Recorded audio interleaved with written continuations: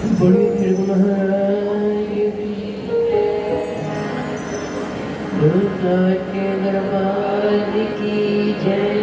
बड़ी घटगढ़वासी भगवान की जय। बड़े श्री स्वामी महाराज की जय। गुरु ब्रह्मा गुरु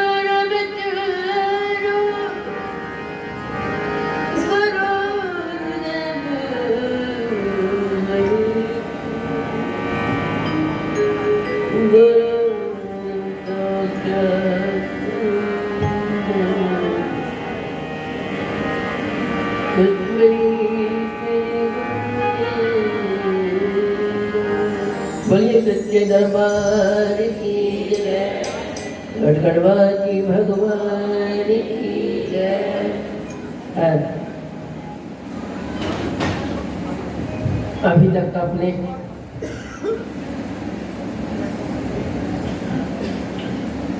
श्री गुरु महाराज जी के चरणों के अंदर बैठ करके उनके लीलाओं को श्रवण किया।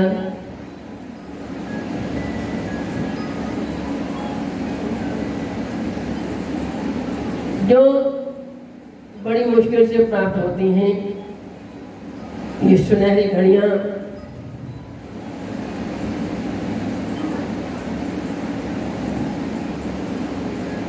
तो आज का ये समागम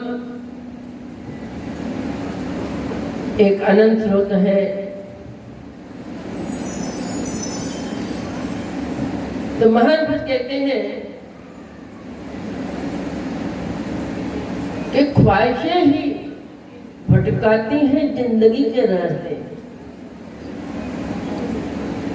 ख्वाहिशें ही भटकाती हैं जिंदगी के रास्ते, वरना तो रूह उतरी है मंजिल का रास्ता पाने के लिए। वरना ये रूह उतरी है मंजिल तक पहुंच जाने के लिए। ये रूहें इस संसार के अंदर क्यों आती हैं? अपने जीवन के लक्ष्य को प्राप्त करने के लिए। लेकिन संसार की ख्वाहिशें जो है वो इस तरह से जीव को घेरा डाल लेती हैं कि उन्हें अपने पथ से गुमराह कर देती हैं। इस गुमराही जिंदगी से बाहर निकलने के लिए, सन्मार्ग पर जुड़ने के लिए खुशकिस्मती से हमको ये रूहानी दरबार प्राप्त होते हैं, मुर्शिद की शरणागति मिलती है। इस शरणागति में बैठ करके जब अपनी वृत्तियों को जोड़ दिया जाता है तो ख्वाहिशों का दमन होता है। नहीं तो ये ख्वाहिशें जिंदगी को बर्बाद कर देती हैं। इसका जरा भी आभास इस जीव को नहीं होता है। एक सतगुरु की कृपा ही है जो अंतर्मन के अंदर उतर करके जीवन को सद्मार्ग पर ला करके खड़ा कर देती है। अगर सोचे कि हमारे बस की बात है तो ये जीव के अपने बस की बात नहीं है। कदम बढ़ाना जीव का फर्ज है और उसको अंतर्मन में डालना ये भी जीव का फर्ज है। लेकिन अंतर्मन के अंदर बैठना और जम जाना यह उनकी कृपा है। तो कृपा तब तो भी उतरती है जब जीव शरणागत हो जाता है। जब हमारी वृत्तियां शरणागत हो जाएंगी तो अपने आप काबू में होने का शौर्य भी मिलेगा।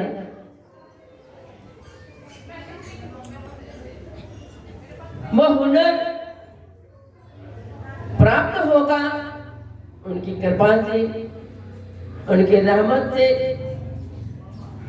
लेकिन कहते ना जब तक दामन ही पाक न हो तो वो बोलते के भी कैसे हैं। वो कृपा टिकेगी कैसे? नहीं टिक सकती। जहाँ फिसलन होती है वहाँ हर चीज फिसल जाती है। वो कृपा भी फिसल जाती है। जब अंतःकरण के ऊपर मलिनता होती है, चिकनाहट के विकारों के ऊपर फिसल जाते हैं और लुप्त हो जाते हैं, क्योंकि वो अमोघ कृपाएं होती है जो न खत्म होती हैं और न उनके आने का पता चलता है, न उनके लुप्त होने का पता चलता है, क्योंकि वो अमोघ होती है। कभी समाप्त होने वाली वो कृपाएं नहीं होती, लेकिन टिकेंगी माँ जहाँ विकारों की चिकनाहट न होगी, जहाँ उनको स्थान प्राप्त होगा। ये उसी स्थान पर टिकती हैं जैसे मिसाल दे दी जाती है कि शेरनी का दूध सोने के बर्तन में टिकता है, वो इतना पावरफुल होता है। या अगर हरा गहरा जगह पे गिर जाए तो वो जल करके खाक हो जाती है, जगह सड़ जाती है, क्योंकि उसके अंदर खुद में जजब करने की शक्ति नहीं होती, तो जल जाती है।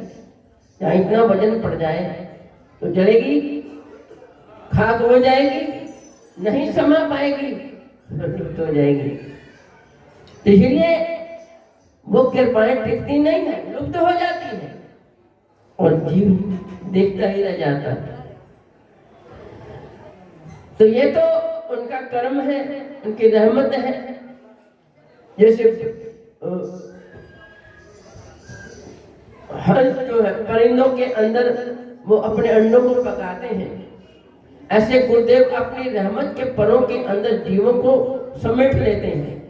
जो सिमट करके बैठ जाते हैं वो धीरे धीरे धीरे धीरे उनकी हिट से, उनकी कृपा से धीरे धीरे पकते चले जाते हैं। पक करके जब तैयार हो जाते हैं तो फिर उनका रूप एक अजब गजब रूप होकर के उभरता है, जो बहुत खूबसूरत होता है। ऐसा रूप किसी ने बनाया? कैसा रूप? ये मानुष की शक्ल बनाना कभी किसी ने बनाई?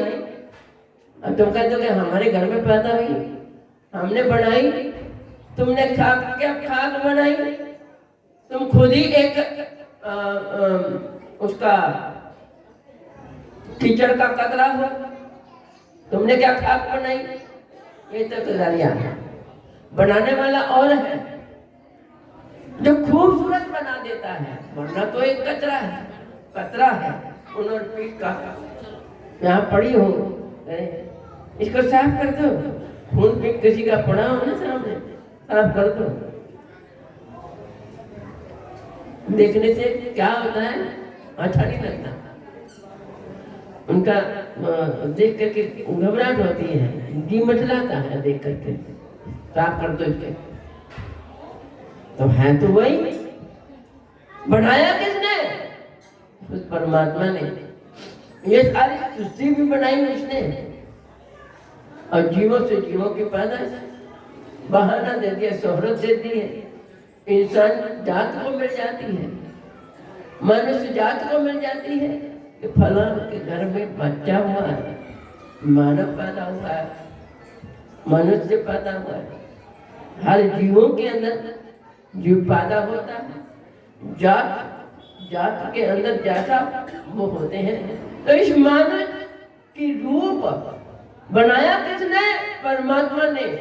और जो बनाने वाला है फिर वो कैसा बनाता है?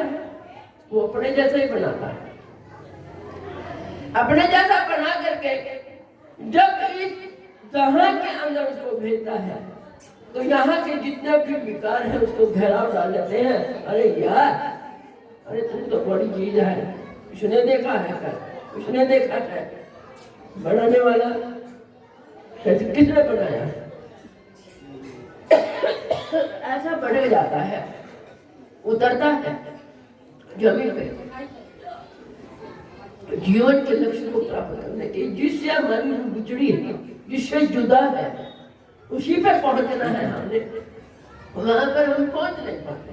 कैसे नहीं पहुंच पाते? क्योंकि भटक जाते हैं, समझते नहीं है। हमारी वृत्तियां जो है संसार के अंदर इस तरह से बह जाती हैं। पढ़ना, सुनना, सुनना ये तो आसान है, लेकिन उसको अंतर मन के अंदर उतार लेना तो बड़ा मुश्किल है। जब अंतर मन के अंदर उतर जाती है तो बाहर से उसके अर्थ मतलब को समझा जाता है। पढ़ना पढ़ना तो आसान है, और पढ़ के उगल देना यह भी आसान है। उसको हजम करके उसके तह तक पहुंचना बड़ा मुश्किल है। तब तक पहुंच जाता है, उसे बाहर के दिखा वो खराब नहीं जा सकता, अपना प्रभाव नहीं डाल सकते। इसलिए हर चीज जो है विकारों के वशीभूत प्रभावित होकर के पिछड़ता चला जा रहा है, बिखरता चला जा रहा है। इस बिखरी हुई जिंदगी को राह रात पर लगाने के लिए गुरुदेव भगवान महापुरुष एक बहाना बना देते हैं। कौन सा बहाना? यही बहाना आप सब यहाँ मौजूद बैठे हैं दरबार के अंदर, और जहां मिलकर के समूह ज्यादा एकत्रित हो जाता है, वहां बहुत समूह के भंडार लगता है, वो भंडारे का नाम दिया जाता है। तो यह एक बहाना बन जाता है हमें अपनी रूह को उस मुकाम तक पहुंचने के लिए। ये अनमोल वचन हमें श्रवण करने को मिलते हैं, लेकिन हम अगर एक तरफ से सुनते जाए दूसरी तरफ से निकालते चले जाएंगे तो अंतःकरण के अंदर कहाँ जुड़ेंगे, कहाँ जाएंगे? तो इधर उधर देखते हुए ऐसे ही जिंदगी बसर करने वाली बात है। वही लोभ लालच काम क्रोध के अंदर भटकता हुआ जीव फिर उसमें गलतान रहता है, चाहे से कुछ भी प्राप्त क्यों न हो। हर एक जीव क्योंकि उसकी राह पे वैराग्य प्राप्त होना बड़ी मुश्किल बात है। क्षणिक वैराग्य होते हैं, क्षणिक वैराग्य हो जाता तो इंसान सोचता ये संसार कुछ नहीं है, कुछ नहीं है। थोड़ा सा पलटा मारा तो घेरा डाल लिया विकारों ने, भूल गया, वो वैराग्य खत्म हो गए, विवेक खत्म हो जाता है। फिर वही लोभ मोह अहम अहंकार, वही काम क्रोध ईर्ष्या द्वेष वही घेराव डाल लेती हैं, जो पल पल पलक झपकते ही परिवर्तन होता है। क्योंकि संसार परिवर्तनशील, परिवार संसार बदलता रहता है, संसार में सब ऋतुएं बदलती हैं। समय का बदलाव, समय का बदलाव, समय तो वही है, बदला कौन? समय नहीं बदला, विचार बदलते हैं। और विचार जब बदलते हैं तो लगता है समय बदल गया। समय तो वही है, वही दिन होता है, वही रात होती है, वही घंटे चलते हैं, फिर घंटों के बाद 12 के बाद फिर 1 2 फिर 12 बज जाते हैं, फिर 1 2 3 हो जाता है। 12 की का अंक कितने बनते हैं? 3। वो 3 लोग के बाद फिर घंटे मिनट घड़ियां जो है वो चलनी शुरू हो जाती हैं। फिर ग्रह जो होते हैं वो आपस में टकराते हैं, और बीच में बैड भी आ जाते हैं, बीच में अच्छे भी आ जाते हैं। अब तो लेख जिनके योग से इंसान का लेख बनता है, किस्मत बनती है।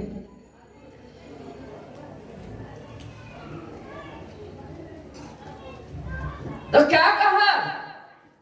कहते हैं जीवन तस्वीर भी है और तकदीर भी।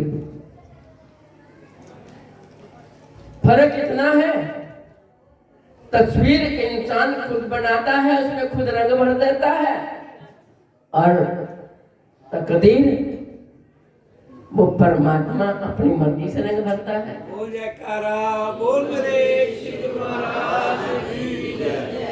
तस्वीर ये है जो चलती फिरती तस्वीर है, चलने का नाम जिंदगी है। अगर परमात्मा इसमें है तो ये चलती फिरती तस्वीर है। परमात्मा जुदा हो जाता है तो शीशे पे तस्वीर हो जाती, तस्वीर है जिसमें रंग भरने, चलती फिरती तस्वीर के अंदर रंग भरने हैं कर्म के बाद। वो रंग कुछ और भरने हैं, लेकिन हम इन भैया ऐसे बदरंग रंग भर देते हैं जो नकली रंग होते हैं।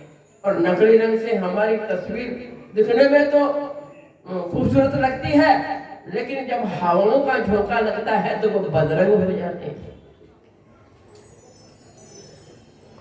लेकिन जो तकदीर खुदा लिखता है, जो परमात्मा लिखता है, जो वो रंग भरता है, वो कोई नहीं भर सकता। वो लेख लिख देता।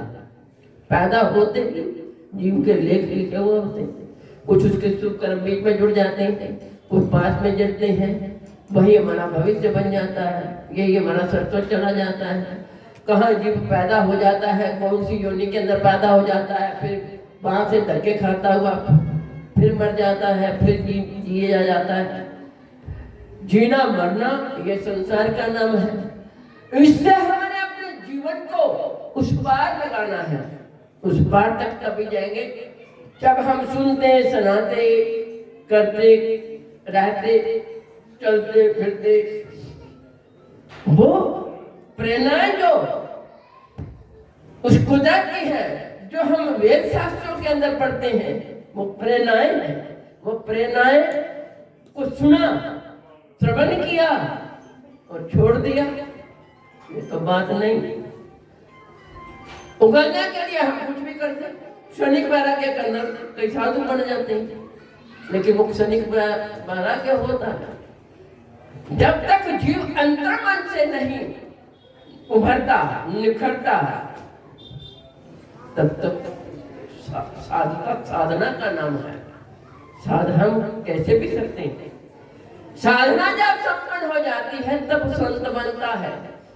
संत एक वो चीज है, वो मुकाम है जो संत परमात्मा परम तत्व के साथ जुड़ता है। तो वो हमने अपने हृदय के अंदर उन प्रेरणाओं को समेट करके समझ लेना, उनको पा लेना,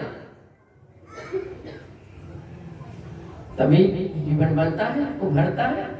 बाहर चाहे कुछ भी हो तो वो कुछ और कहते, जो दिखता है वो नहीं, जो दिखता नहीं वो नहीं है। अलग फितरत है उस परमात्मा की, उस परवरदिगार की, जिसको वो जना दे। लेकिन जनाता वो सबको है, उसने हाथ फैला हुआ है सबको जनाने के लिए, लेकिन जाने का वो जो सिमट जाएगा, जो अंतर मन में क्या हो जाएगा, पूरी त्वजों के साथ क्या हो जाएगा, डूब जाएगा, उसका अपने आप ही निकल जाता है। वो बाहर के विकारों से रहता हुआ भी न्यारा होता है। मिसालें दी जाती हैं, अरे बच्चा संसार में ऐसे रहना जैसे कमल का फूल रहता है। कमल का फूल तो कीचड़ में है, पानी देखो कितना कीचड़दार होता है, कितना लेसदार होता है, कैसे लचीला सा होता है। हाथ लगाओ तो हाथ चिप चिप चिप करते हैं, चिकनाहट भर जाती है।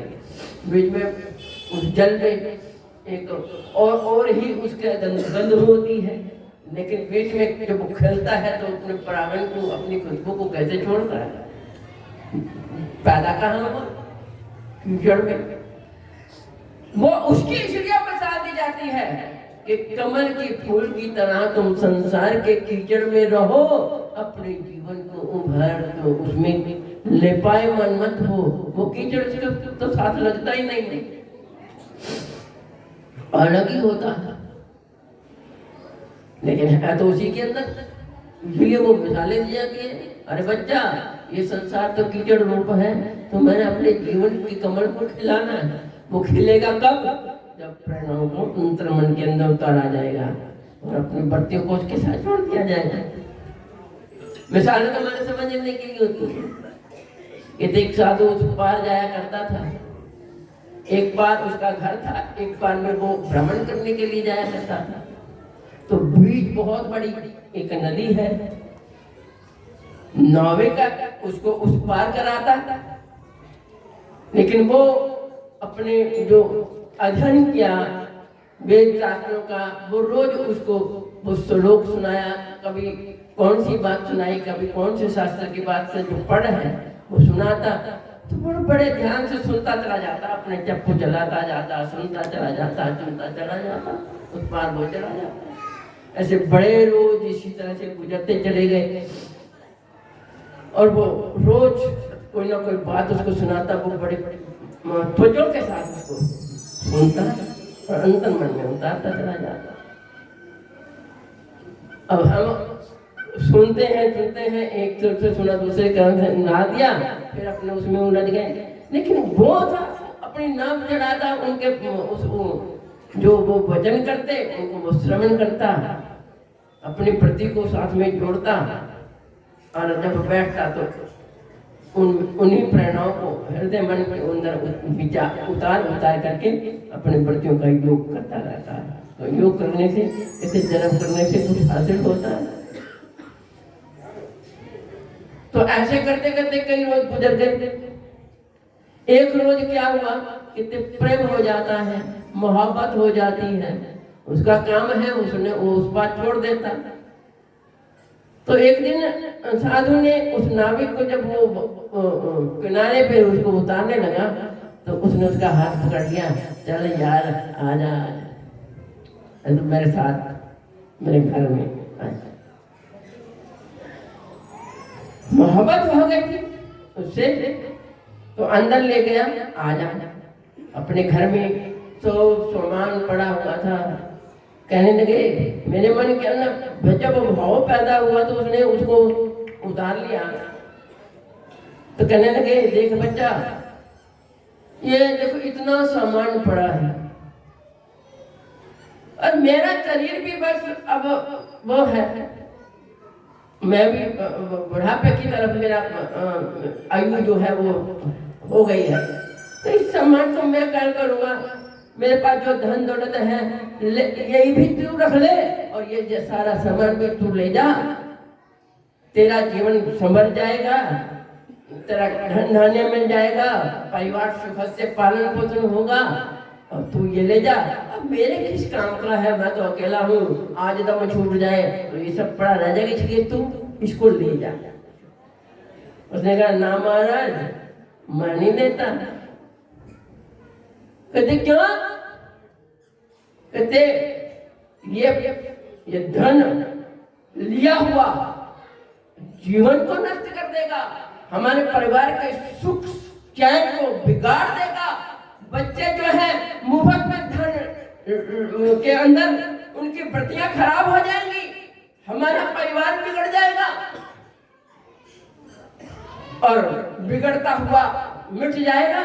हम ये बना बनाया धन नहीं लेते, क्योंकि जो जिसको मेहनत से लिया जाए उसके लिए दर्द होता है, उसको संभालने की एक तकनीक भी होती है, और धीरे धीरे उसमें एक कहते ना, जितनी मेहनत से चीज प्राप्त की जाए उतनी वो उभार देती है, यूं ही मुफ्त में मिल जाए तो वो बिगाड़ देती है।